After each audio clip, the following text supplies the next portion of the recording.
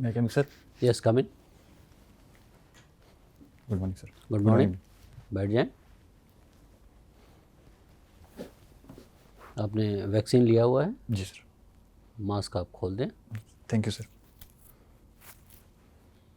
ये अपना एक संक्षिप्त परिचय दें हमें। सर मेरा नाम शिवम ओझा है। मैं उत्तर प्रदेश के रायबरेली जिले का निवासी हूँ। मेरी प्रारंभिक शिक्षा रायबरेली जिले से शुरू हुई। 2016 में मैंने स्नातक छत्रपति साहू जी महाराज विश्वविद्यालय से संबद्ध कॉलेज फिरोज गांधी कॉलेज से की है और वहीं से भी परास्नातक की है। और मैं 2018 से सिविल सेवा की तैयारी कर रहा हूँ और मेरा ऑप्शनल हिस्ट्री है। आप इतिहास के विद्यार्थी रहे हैं और आप सिविल सेवा में जाना चाहते हैं यूपी के। हमें इंडियन ब्यूरोक्रेसी समझते हैं ना, नौकरशाही, भारतीय नौकरशाही, इनके हमें स्ट्रेंथ्स 3 बताएं और 3 वीकनेस बताएं आज के परिप्रेक्ष्य में। जी नौकरशाही की सर सबसे बड़ी अगर ताकत की बात करें तो सर क्विक डिसीजन समस्याएं आती हैं उसमें क्विक निर्णय लेकर जल्दी निर्णय लेकर चीज़ों का समाधान करना। सर दूसरी चीज़ तटस्थ रहकर निर्णय करना। और तीसरी चीज़ है कि सभी की भावनात्मक बुद्धिमत्ता के साथ निर्णय को सबके सामने रखना। और सर कमजोरी की बात करें तो कभी कभी भीड़ तंत्र की वजह से कुछ निर्णय ऐसे लेने पड़ते हैं जो कुछ पल के लिए हानिकारक सिद्ध होते हैं। सर दूसरी चीज़ नौकरशाही में सर शासन का एक दबाव भी रहता है। सर तीसरी चीज़ है फील्ड का काम करते समय कभी व्यक्तिगत तौर पर भी ऐसी समस्याएं आ जाती हैं। तो आप ये बताएं, आपने कहा कि एक जो स्ट्रेंथ है, जो गुण है नौकरशाही का, सबसे बड़ा गुण है त्वरित निष्पादन, क्विक डिसीजन आपने कहा। तो जब क्विक डिसीजन की बात आती है तो ये परसेप्शन क्यों है आम जनता में कि इंडियन ब्यूरोक्रेसी में रेड टेपिज्म, लाल फीताशाही जिसे कहते हैं आप, लाल फीताशाही बहुत ज़्यादा है, डिलेज़ बहुत होते हैं, करप्शन के एलिमेंट है, लोग निर्णय नहीं लेते हैं, सिंबल ऑफ पावर बना हुआ है, सेवक नहीं बन के लोग अपने को मालिक समझने लगते हैं। तो ये परसेप्शन क्यों है? सर इसका एक बहुत बड़ा कारण ये है कि ये औपनिवेशिक नीति से परिचालित होकर चली आ रही है और अभी इसमें पहले की अपेक्षा सर बहुत बदलाव हुए हैं। बहुत नौकरशाह ऐसे हैं जो स्वयं से तत्पर होकर सेवाओं को प्रदान कर रहे हैं और उसमें काफ़ी सुधार भी हुआ है और आगे भी बहुत सुधार होने की गुंजाइश है। आप मान लीजिए आपने इतिहास का अध्ययन किया है, आप एसडीएम बन जाते हैं, कल को आप हेल्थ डिपार्टमेंट में या टेक्निकल एजुकेशन में चले जाते हैं और वहाँ आप कुछ जॉइंट सेक्रेटरी, डायरेक्टर या एडिशनल सेक्रेटरी बन जाते हैं, तो आपको लगता नहीं है कि इतिहास का विद्यार्थी होके मैं हेल्थ डिपार्टमेंट में मैं कैसे कार्य करूँगा और कैसे मैं लोगों को पॉलिसी डिसीजन में मैं अपने को इन्वॉल्व करूँगा? जी जी सर इतिहास में हेल्थ सेक्टर का भी बहुत बड़ा पुराना इतिहास रहा है। सर अगर इतिहास विषय होने के नाते अगर मैं नौकरशाह बनता हूं और जॉइंट सेक्रेटरी पद पर आता हूं तो उन सब चीज़ों को जैसे हड़प्पा कालीन में सुनियोजित व्यवस्था थी, नगर निर्माण प्रणाली थी और नीचे से ऊपर की ओर व्यवस्थाओं को बढ़ावा देकर चीज़ों को सही करने का प्रयास करूंगा और मूलभूत जो कमियां हैं स्वास्थ्य स्तर पर उनकी पहचान कर उनका निराकरण करने की कोशिश करूंगा। धन्यवाद। शिवम जी सर। आप इतिहास के छात्र हैं, पीजी भी आपने इतिहास से ही किया? नहीं सर, पीजी किस? पॉलिटिकल साइंस है। पॉलिटिकल साइंस से किया है, ठीक है। तो इतिहास विषय लेने का कारण क्या था? सर मैं अपनी तैयारी के शुरुआती दौरान में पॉलिटिकल साइंस कोशिश की थी लेकिन वो थोड़ा सा उतना सहज नहीं बन पाया, इसलिए मैंने इतिहास लिया। और इतिहास में थोड़ी रोचक कहानियाँ भी हैं, थोड़ा रोचक वो भी लगता है, पढ़ने में भी अच्छा लगता है, इसलिए मैंने इतिहास चुना। ठीक है। हर्षवर्धन का जब अंत हुआ और कुतुबुद्दीन का शासन, तो गैंगेटिक प्लेन में जो है वह हर्ष के बाद एक जो सशक्त शासक के रूप में माना जाता है कि कुतुबुद्दीन ऐबक सेंट्रलाइज रूल के रूप में आया। इसके बीच में इसका जो बीच का जो पीरियड है 7th सेंचुरी से लेकर 12th सेंचुरी, भारत के कुछ महान शासकों के नाम बताइए। सर नरसिंह वर्मन। पीरियड भी बताते चले जाइएगा और कहाँ कहाँ के हैं। Okay sir. पल्लव शासक थे नरसिंह देव वर्मन जी। और सर गाढ़वाल कन्नौज वंश के, सॉरी सर अभी याद नहीं आ रहे।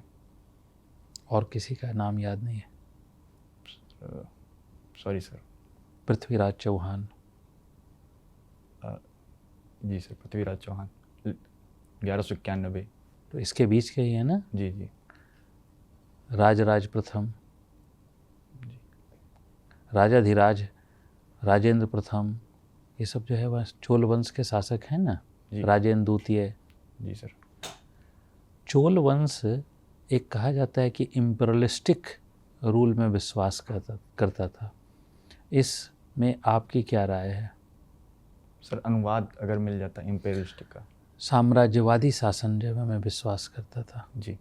सर साम्राज्यवादी इसलिए कहा जाता है क्योंकि उनका जो जियो पॉलिटिक्स था, भू राजनीतिक क्षेत्र था, क्योंकि दक्षिण क्षेत्र पे गंगा समुद्र का विस्तार था, और साथ ही इनके जो शासक थे राजाधिराज के राजेंद्र प्रथम, राजराज प्रथम, ये अपने साम्राज्यवादी शक्तियों से परिचालित हो रहे थे, इसलिए इनको सर साम्राज्यवादी नीतियों से युक्त माना जाता है।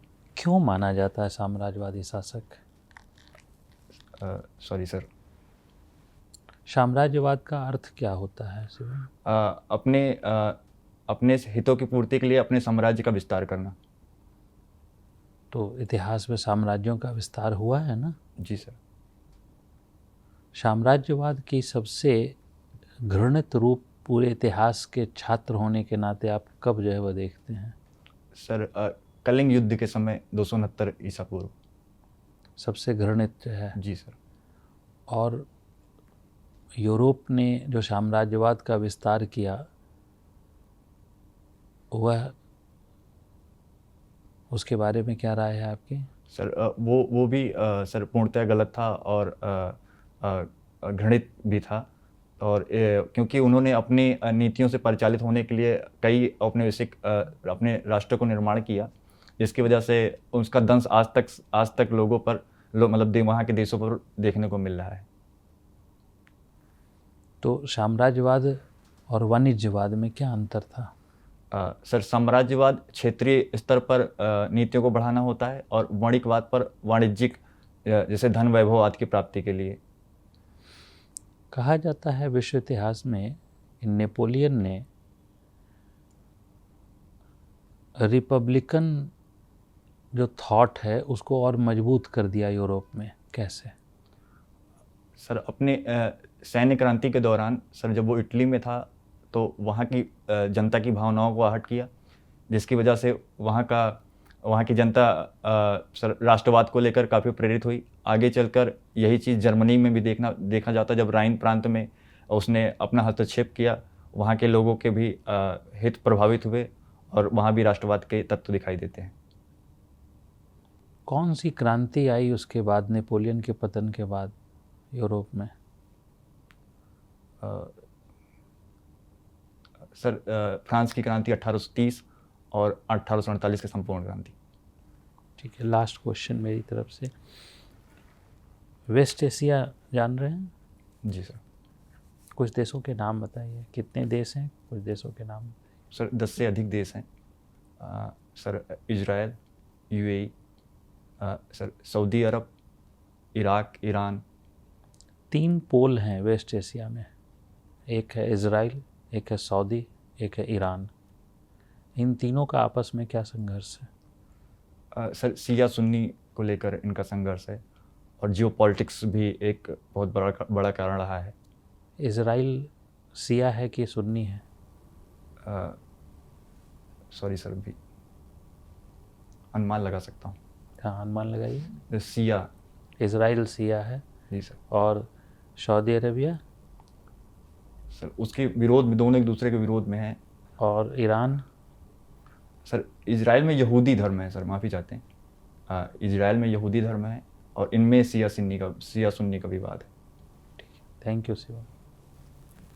शिवम, आपको ओल्ड पर्सन से बातचीत करने में अच्छा लगता है। आप मुझे ये बता सकते हैं कि जो एजिड हैं उनके क्या क्या प्रॉब्लम्स होती हैं?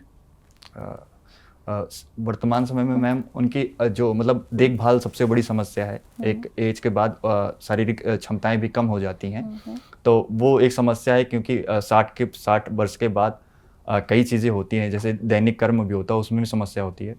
दूसरी चीज़ उनकी मूलभूत आवश्यकताएं कुछ चीज़ें होती हैं, जैसे एग्जाम्पल के तौर पर देखें तो जैसे चश्मा टूट गया, उसका भी कोई देखभाल करने वाला नहीं है। तीसरी चीज़ है कहीं आना जाना हुआ, किसी के कहीं परिवहन के स्तर पर भी एक समस्या देखने को मिलती है। और जब से एकाकी जीवन आया है, सामुदायिक जीवन से, संयुक्त परिवार से, तो ये समस्या और बढ़ती हुई नज़र आ रही है। ठीक है। इसके अलावा फिनेंशियल इंडिपेंडेंस में भी परेशानी आती है, रिटायरमेंट हो चुका होता है, फिज़िकली फिट नहीं होते नई नौकरी के लिए। जी चलिए ये बताइए कि सरकार की तरफ से क्या क्या स्कीम्स हैं ओल्ड एज के लिए? वयोवृद्ध सम्मान योजना, निराश्रित पेंशन योजना, और अभी 2 ही याद आ रहे हैं। बहुत सारी स्कीम्स हैं। तो एक पोर्टल भी है ओल्ड एज पीपल के लिए, अभी स्टार्ट किया है। सॉरी मैम, नहीं आइडिया। लेफ्ट विंग एक्सट्रीमिज्म से क्या समझते हैं आप? Sorry ma'am. साइमल्टेनियस इलेक्शन के बारे में सुना है? सॉरी मैम, अभी याद नहीं आ रहा है। अभी याद नहीं आ रहा है। एनवायरमेंटल इम्पैक्ट असेसमेंट जी, पता है क्या होता है? EIA 2006 में आया था। सर्वप्रथम ये ऑस्ट्रेलिया में आया था। उसके पश्चात इसमें लगभग 9 होते हैं, स्क्रीनिंग, स्कोपिंग, ऐसे तत्व होते हैं, जिसके पश्चात कोई अगर वाणिज्यिक योजना अगर लागू करना है तो पहले EIA पर्यावरणीय प्रभाव आकलन के पश्चात ही उसको लागू किया जाएगा। इसमें क्या क्या कैटेगरीज हैं, कौन से ऐसे प्रोजेक्ट्स हैं जिनकी मैंडेटरी EIA होनी चाहिए? जहाँ तक कि मैम जो प्रदूषण ज़्यादा फैलाते हैं उनके लिए। वो नाम दिया हुआ है इंडस्ट्रीज का। सॉरी मैम, याद है?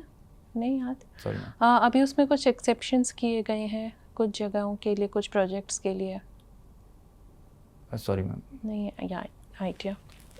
ठीक है, ये बताइए कि जो तेल का जो मूल्य है वो लगातार गिर रहा है रशिया में, ठीक है, इससे भारत को क्या क्या फ़ायदे होने हैं, और बावजूद इसके अब सरकार ने क्यों जो एक्साइज पहले लगाया था वो हटा दिया है, एक्सपोर्ट एक्साइज? रसिया और यूक्रेन को वार जो चल रहा है, तो रसिया ने एक अपनी पॉलिसी अपनाई है, अपने तेल को कम कीमत पर बेच रहा है, और भारत के साथ रुपया रशिया खुद से कीमत कम करके बेच रहा है या कुछ और इसके लिए वजह जिम्मेदार है? रसिया स्वयं के फायदे के लिए ऐसा कर रहा है, बाकी मैं भी याद नहीं कर पा रहा। अच्छा, ठीक है। हाँ। और साथ ही रसिया के साथ मैम रुपया रूबल समझौता भी हुआ है, जिसकी वजह से अभी द्वितीय सबसे बड़ा आपूर्तिकर्ता हो चुका है इराक के बाद। और साथ ही साथ सॉरी मैम। ठीक है, भारत सरकार ने क्यों अभी एक्साइज और सेस हटाया है फ्यूल से?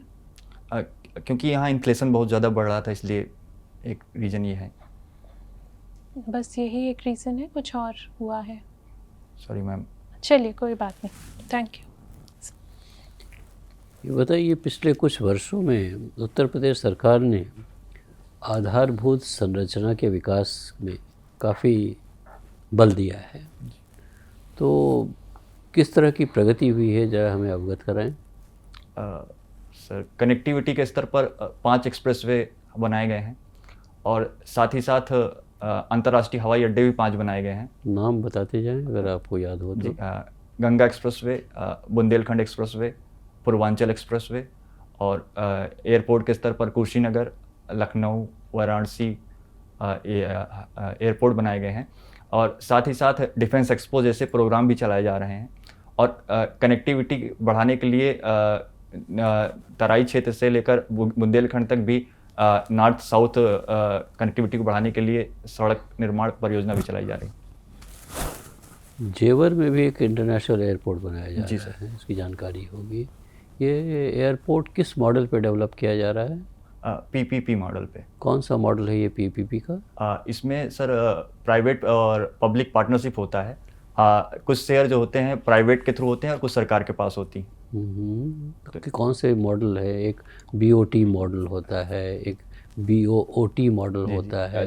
सर इसका बीओटी मॉडल है, बिल्ट ऑपरेट ट्रांसफ़र। चलिए, बहुत बहुत धन्यवाद। आपका इंटरव्यू समाप्त होता है, आप जा सकते हैं। Thank you.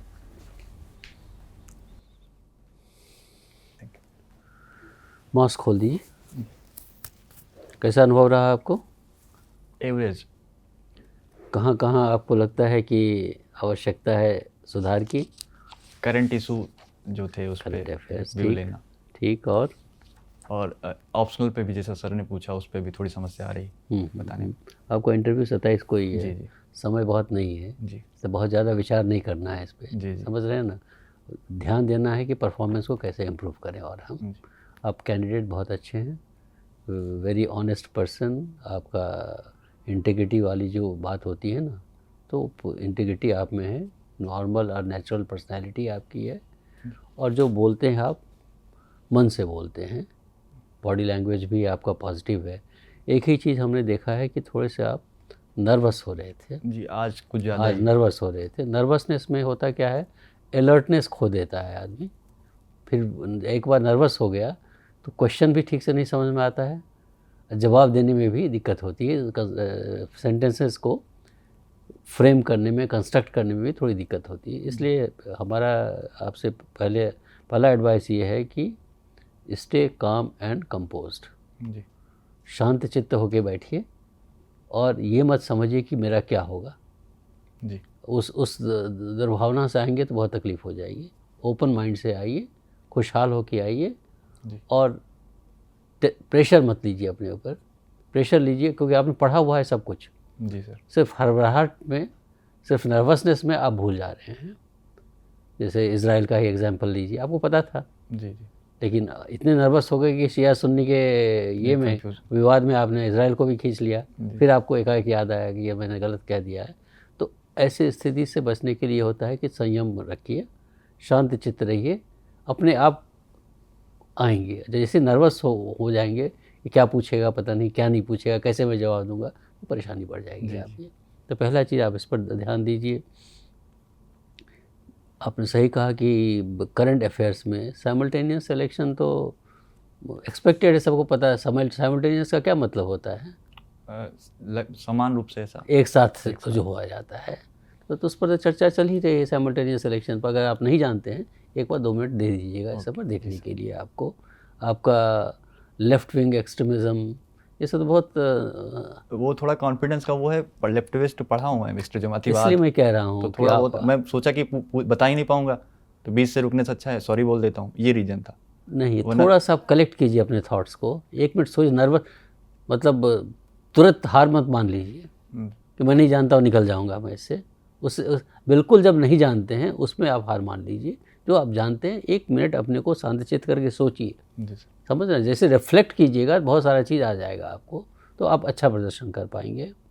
उसी तरह से जब हेल्थ की बात आई कि हेल्थ के आप सेक्रेटरी, जॉइंट सेक्रेटरी जो भी बनेंगे आप, तो हेल्थ को आपने हड़प्पन सिविलाइजेशन से जोड़ दिया।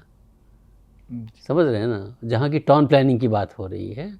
हेल्थ और टाउन प्लानिंग 2 अलग अलग विषय हैं। आधारभूत संरचना की बात होती तो आप कह सकते थे। तो अपने आर्गुमेंट्स को ना थोड़ा सा और प्रिसाइज रखिए, क्लैरिटी के साथ जितना बोल सकते हैं बोलिए। छोटा छोटा सेंटेंस, स्पेसिफिक बात बोलिए जो उससे मिलता जुलता हो। जी। तो पहला चीज़ होना चाहिए आपको पेशेंस होना चाहिए सुनने का।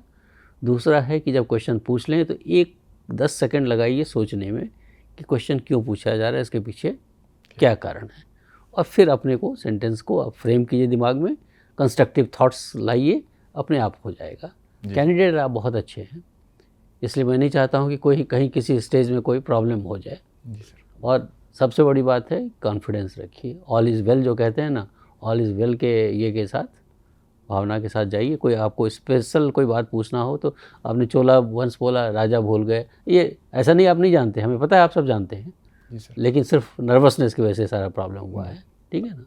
आज मतलब पहली बार आते ही और सीधा ही इंटरव्यू। वही मैं कह रहा इसलिए हूँ थोड़ा तो नहीं, कोई बात नहीं, आप कैंडिडेट चूँकि अच्छे हैं इसलिए समझाया जा रहा है इतना सारा कि जब आज तो सिर्फ आप रिहर्सल कर रहे हैं, जब आप मेन में जाएंगे तो इस गलतियों को ना दोहराएं, बस इतना ही कहना है। ठीक है ना, all the best to you. Thank you.